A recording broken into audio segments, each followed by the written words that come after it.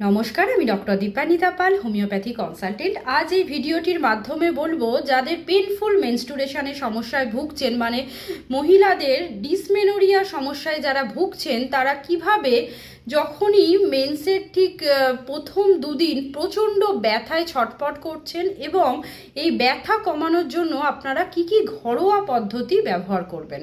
প্রথমেই বলছি, আপনাদের অবশ্যই যেহেতু ইউটেরাইন কন্ট্রাকশন হচ্ছে, তার ফলে আমাদের ব্লিডিংটা হচ্ছে এবং ওই মাসেলগুলো যেহেতু কন্ট্রাক্টেড হয়ে থাকছে, তার জন্য সেই রিল্যাক্সেশনের জন্য আপনাদের চেষ্টা করতে হবে ওই জায়গায় হিটিং প্যাড দিয়ে আপনাদের গরম সেক দেওয়ার। তার ফলে যে মাসেলগুলো আপনাদের কন্ট্রাক্ট হয়েছিল সেগুলো অনেকটাই রিল্যাক্স হয়ে যাবে, তার ফলে কিন্তু আপনাদের পেনটা অনেকটাই কমে যাবে। নেক্সট যে পয়েন্টটা, আপনারা শুয়ে বসে থাকবেন না, এই টাইমে একটু চলাফেরা করুন, একটু স্ট্রেচিং করুন, একটু ব্যায়াম করুন, তাহলে কিন্তু আপনাদের মাসেলগুলো শিথিল হবে এবং ব্লাড সার্কুলেশন বাড়বে, তার ফলে পেনটা কমতে থাকবে।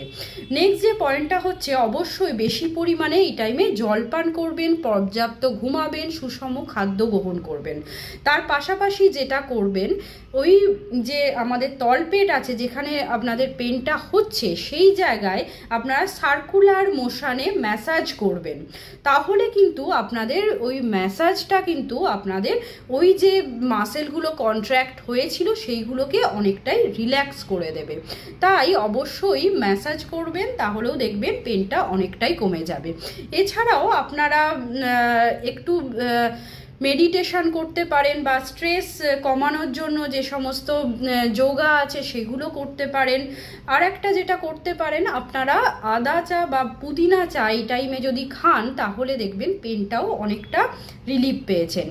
নমস্কার, সবাই ভালো থাকবেন এবং সুস্থ থাকবেন। আশা করি আপনাদের টিপসগুলো ভালো লাগলো এবং ভালো লাগলে অবশ্যই শেয়ার করবেন এবং আমার চ্যানেলকে ফলো করে রাখবেন। অবশ্যই ভালো থাকবেন।